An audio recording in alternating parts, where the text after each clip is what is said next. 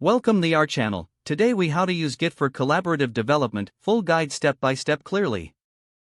To begin using Git for collaborative development, start by installing Git on your system. Visit the official Git website to download the appropriate version for your operating system. Follow the installation prompts and complete the setup. Next, create an account on a platform such as GitHub, GitLab, or Bitbucket.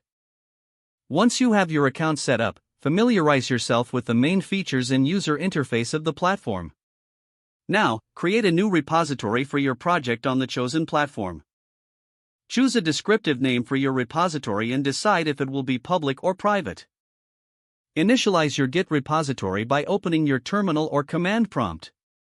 Navigate to your project directory using the cd command. Run git init to create a new Git repository in that directory. Now it's time to add your files to the repository. Use the command git add to stage all your files for the first commit. Next, commit your changes with git commit m initial commit. This records your changes with a descriptive message. To share your code, link your local repository to the remote repository using the command git remote add origin repository URL. Push your initial commit to the remote repository by running git push u origin master. Now that your repository is set up, invite collaborators to your project. Share the repository link with your team members or add them directly through your platform's interface. Collaborators can now clone your repository using the command git clone repository URL. Once they have cloned the repository, they can create their own branches for development. Instruct them to use git checkout b branch name to create and switch to a new branch.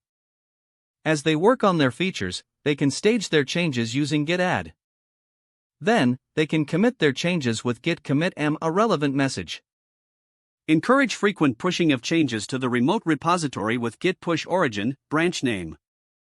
To avoid conflicts, remind collaborators to regularly pull updates from the main branch using git pull origin master.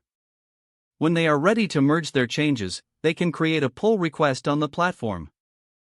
Review the pull request to ensure quality and consistency before merging into the main branch.